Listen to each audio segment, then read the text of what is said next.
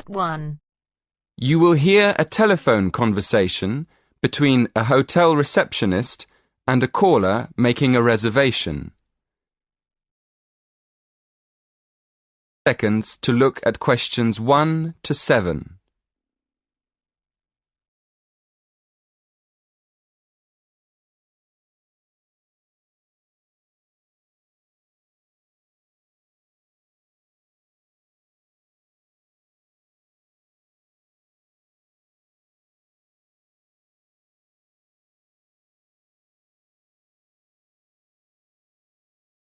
Now we shall begin. You should answer the questions as you listen, because you will not hear the recording a second time. Listen carefully and answer questions 1 to 7.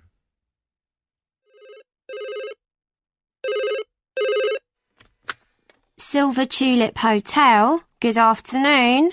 How can I help you? Yes. Good afternoon. I'd like to book a room for next Friday. Certainly, sir. How many nights will you be staying? Just one, please. And would you like a single or double room? A double room, please. A double room. And would you like twin beds or a king-size bed? A king-sized bed, please. Let me see. Yes, we do have a double room available for next Friday. Would you like me to book it for you? Yes, please. Could I have your name, please? Yes, it's Edward Francis. Is that Frances? No, it's Francis. Francis. Yes, that's right. And your home address, please, sir? Yes, it's 23 Cypress Avenue, Cambridge. Is that Cyprus? No, Cypreess, like the tree. Oh, I see. And your postcode is? CB3 9NF. And it's just for one night? Yes, that's right. We can reserve a parking space for you. Are you coming by car? Actually, I'll be taking a taxi from the station. That's fine. And one last question. Would you like dinner and breakfast? No dinner, thank you. But I'd like breakfast. Just breakfast. So, to confirm, you're arriving on Friday the 16th of April and leaving on Saturday the 17th. That's one night in a double room with a king-size bed with breakfast. That's right. Thank you very much. Before you hear the rest of the conversation, in the exam you will have 20 seconds to look at questions 8 to 10.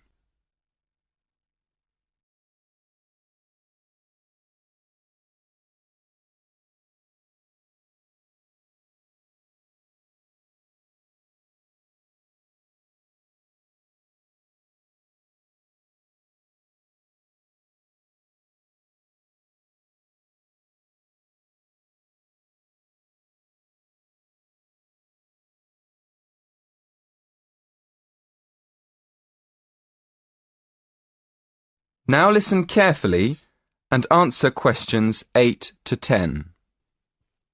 And could I have your mobile number, please? Yes, it's 07976 122 577. Oh, no, sorry, it's been changed. It's 07961 121 597. 07961 121 597. Thank you. Is there anything else I can help you with? Yes, I'm having dinner with a friend. Could you recommend a good restaurant nearby? That would be the Winston Churchill. It's about a mile from here. Perfect. Could you please make a reservation for 7 p.m. and leave a message with the details for my friend when he arrives? Certainly. What is the gentleman's name? Mr. Alaoui. That's ALAOUI. No problem. We look forward to seeing you next week. Thank you. That is the end of part 1. You now have half a minute to check your answers.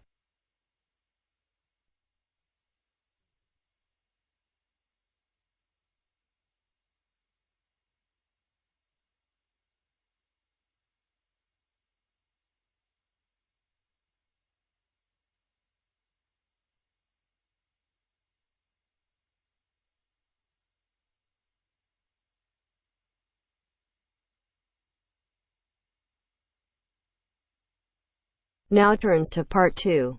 Part 2. You will hear the head teacher of an English primary school talking about the school to a group of parents and visitors. First, you have some time to look at questions 11 to 15.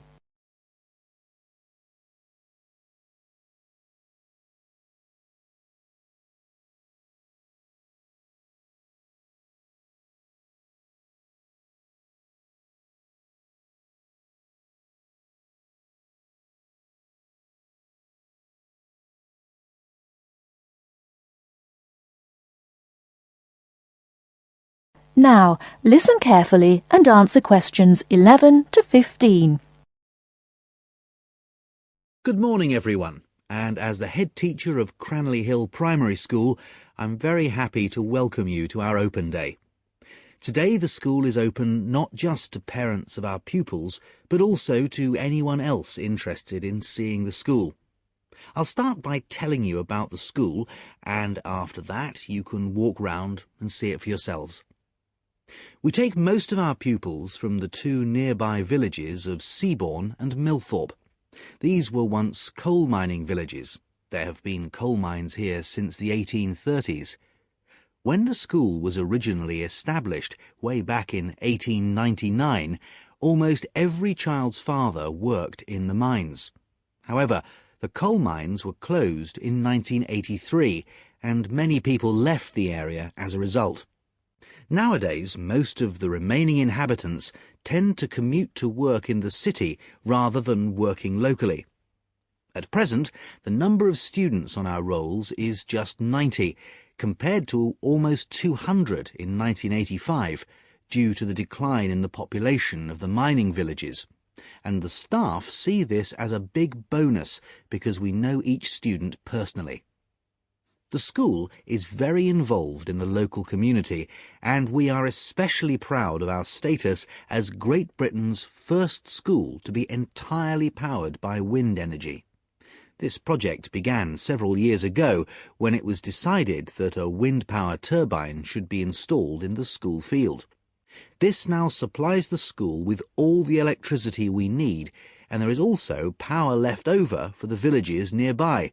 The opposite situation to that in the past, when it was the villages which supplied the school with power in the form of coal from the mines.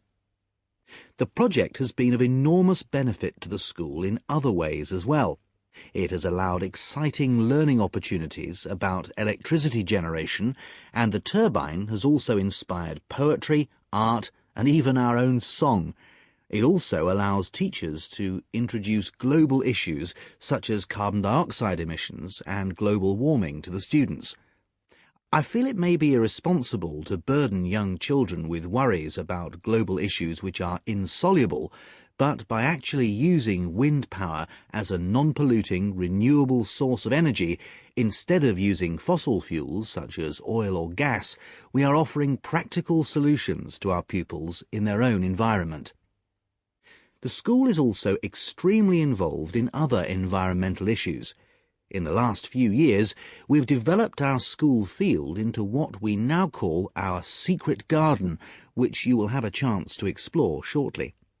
Here, the pupils have their own organic vegetable patch, and another special feature of the school is that the vegetables grown here are used in the school kitchens for school lunches, with any extra ones being taken home by the children to share with the community. Before you hear the rest of the talk, you have some time to look at questions 16 to 20.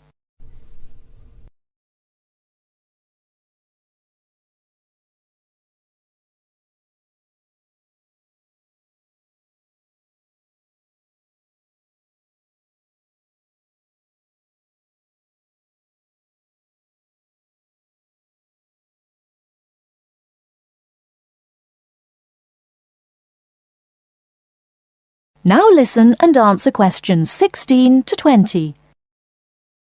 Now, I'd just like to tell you some of the things to look out for as you go round the school site. At present, we're standing just at the front entrance to the school facing north, and as you can see, the ground slopes up quite steeply behind the school. To our right, we have the car park, OK? And to our left, we have our sports field. This is just for training and informal games. We use the village football field for our under-11 matches. At the far end of the car park is our recycling centre. This is for things like paper, glass and so on, and everyone is very welcome to make use of it. Immediately behind the school to the north, we have the play area. Unfortunately, we had to remove the play equipment, the climbing frame and so on, because it didn't conform to safety regulations. But we do have the treehouse in the middle of that area. That's very popular. Then, at the top end of the play area, you'll find the entrance to the secret garden. The vegetable patch is in the bottom corner, and beyond it, hidden in the trees, we have a pond. The children love this because it attracts all sorts of wildlife, frogs, fish, and lots of birds. I should just mention the trees. There are over 30 different species, all planted by the children. In the middle of the garden, we have what we call the storyteller's chair, and this is where the children come with their teachers and sit on the grass to listen to stories. And finally, at the top end of the secret garden, to the left, is our wind turbine. And as you go round the classrooms, you'll find lots of work done by the children explaining all about how it works and how proud they are of it. Right, now, before we go... That is the end of part 2. You now have half a minute to check your answers.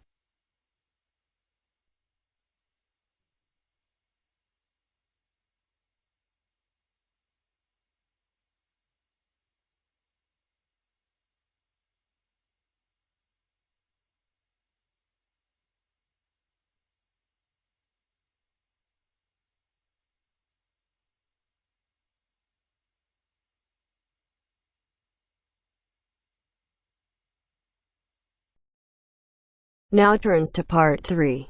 Part 3. You will hear two students, Sharon and Zhao Li, talking to their tutor about a presentation they gave the previous week. First, you have some time to look at questions 21 to 23.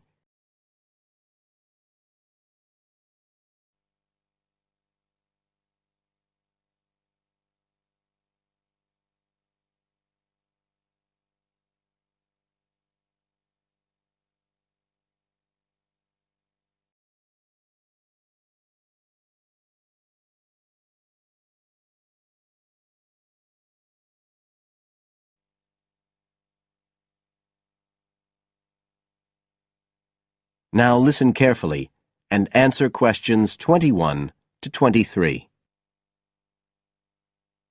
So, Sharon and Zhao Li, in your presentation last week, you were talking about the digital divide, the gap between those who can effectively use communication tools, such as the internet, and those who can't. And you compared the situation here in Northern Ireland with Southeast China. Right, so I asked you to do some self-evaluation, watching the video of your presentation and thinking about the 3 main criteria you're assessed by: content, structure and technique. What do you think was the strongest feature of the presentation when you watched it? Sharon? Well, I was surprised actually, because I felt quite nervous. But when I watched the video, it didn't show as much as I expected. So which of the criteria would that come under? Confidence? That's not actually one of the criteria as such. Zhao Li? Technique?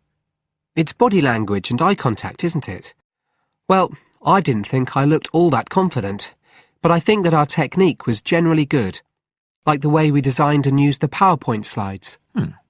So, you both feel happiest about that side of the presentation? Yeah. OK, now on the negative side, what would you change if you could do it again? Well, At first, I'd thought that the introduction was going to be the problem, but actually I think that was okay. We defined our terms and identified key issues. It was more towards the end. The conclusion wasn't too bad, but the problem was the questions. We hadn't really expected there'd be any, so we hadn't thought about them that much. OK, anything else? Well, like Zhao Li says, I thought the conclusion was okay, but when I watched this on the video, I thought the section on solutions seemed rather weak. Can you think why? Well, we explained what people are doing about the digital divide in China and Northern Ireland, but I suppose we didn't really evaluate any of the projects or ideas. It was just a list, and that was what people were asking us about at the end mostly. You now have some time to look at questions 24 to 30. On page 93.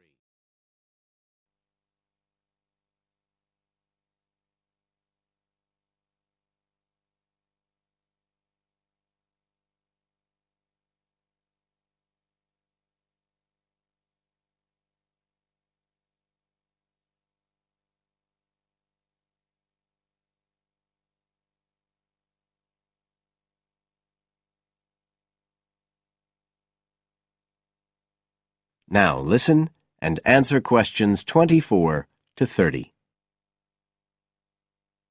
OK. Now, I also asked you to get some peer evaluation from the other students. Yes, well, people said it was interesting, like the fact that in China the internet was used more for shopping than in Northern Ireland. They said sometimes it was a bit hard to understand because we were talking quite fast, but we didn't think so when we watched the video. No, it's a bit different, though, because you know all this information already. If you're hearing it for the first time, you need more time to process it. That's why signposting the structure and organisation of the talk is important. That seemed okay. No one mentioned that as a problem. Some people said that we could have had more on the slides, like some of the other groups had nearly everything they said written up on the visuals as well. But other people said the slides were good. They had just the key points. Yes. And most people said we had quite good eye contact and body language. They all pointed out we'd overrun. They all said we were 5 minutes over. But we timed it afterwards on the video, and it was only 3 minutes.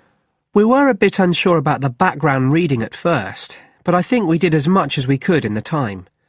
Anyway, no one commented on that under content. But one thing that did come out was that they liked the fact we'd done research on both Northern Ireland and China. Most other people had just based their research on one country. We managed to get quite a lot of data from the internet, although we had to do our own analysis, and we did our own surveys as well in both countries. So the class gave us best feedback for content, but it was all okay. Right. Well, that's quite similar to the feedback I'm giving you. I was very impressed by the amount of work you'd done and by your research methodology. So, actually, I'm giving you full marks for content. 5. The structure of the presentation was good, but not quite as good as the content. So, I gave that 4, and the same for technique. So, well done. Thank you. Now, the next stage is to write up your report. So, just a few pointers for you here. First of all, in your presentation, I think your ending was rather abrupt. You suddenly just stopped talking. Yeah. It wasn't a big problem, but think about your closing sentences in your report. You want to round it off well. One thing I forgot to mention earlier was that I felt a very strong point was that after you'd given your results, you explained their limitations. The fact that we didn't have a very reliable sample in terms of age in China. Yes, that section. So don't forget to include that. And you had some excellent charts and diagrams, but maybe you could flesh out the literature review a bit. I can give you some ideas for that later on if you want. OK, is there anything else you want to ask? No, thank you. Thanks. That is the end of part 3. You now have half a minute to check your answers. अगर listening के साथ साथ आप speaking की भी practice करना चाहते हैं तो हमारी अपनी एप्लीकेशन है बेबी कोड आइल्स, प्लीज डाउनलोड करो। तो यहाँ पे सिर्फ स्पीकिंग नहीं, स्पीकिंग, लिसनिंग, रीडिंग, राइटिंग सारे के सारे फ्री में मॉड्यूल अवेलेबल है, वो भी लेटेस्ट कंटेक्स्ट के साथ। और तो यहाँ पे आइल्स की लाइव क्लासेस भी देते हैं, ITP अप्रूव टीचर फ्री में। तो प्लीज डाउनलोड करो, ट्राई करो और अपने दोस्तों के साथ शेयर करो ताकि ज्यादा से ज्यादा बच्चों तक ये बात पहुंच सके। Now turns to Part 4. Part 4. You will hear an extract from a talk about student health, and specifically about ways to avoid headaches. Listen to what the speaker says and complete the summary. First, look at questions 30 to 40.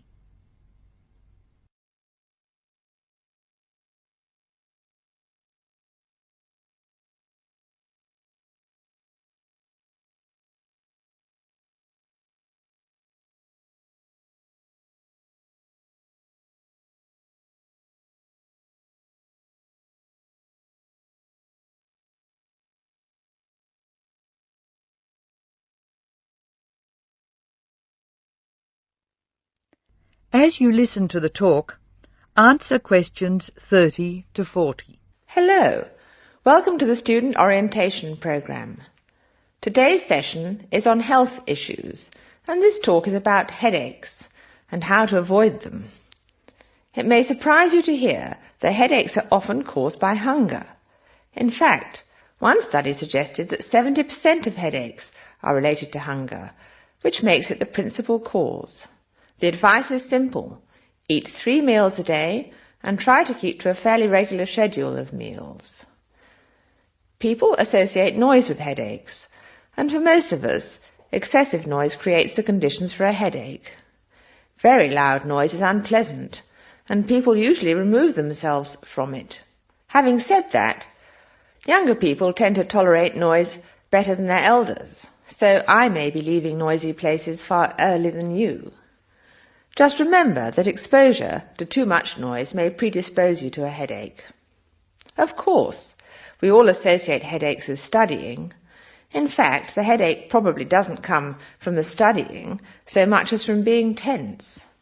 When we study hard, we often hunch over our work. Try raising your shoulders and tensing them, and now relax. Can you feel how much more comfortable a relaxed stance is? Another thing, it's very important to check that you're working in a good light. It will not actually hurt your eyes to work in a bad light, but it will make you tired very quickly and is very likely to give you a headache. What's more, if you have the book flat on a desk in front of you, it'll be harder to read, and you'll have to hold your head at an odd angle. It is wise to have a book rest, which raises the material you are reading 45 degrees to the desk. This will help reduce your chance of a headache. Try to relax before bed so that you will be relaxed when you try to sleep. A soak in a hot bath may be helpful. It's also important to really sleep when you go to bed. A good mattress is a wise investment for people who want to avoid headaches. This talk seems to keep coming back to tension. Tension may cause you to chew too forcefully, clench your jaw or grind your teeth, and this in turn may lead to headaches. It is very easy to say that you shouldn't grind your teeth, and very hard to stop, particularly if you grind your teeth in your sleep. Try to avoid situations which will make you tense, particularly just before bed. If you do compulsively grind your teeth in your sleep, ask your dentist about a soft mouth guard. In general, try to eat regular meals and avoid tense situations. Be sure you get plenty of exercise. Hopefully your headaches will be greatly reduced. One other thing I should point out, avoid smoky rooms and cars. Such places certainly encourage headaches, and the smoke may be doing you quite serious long-term damage. That is the end of Part 4. You now have half a minute to check your answers.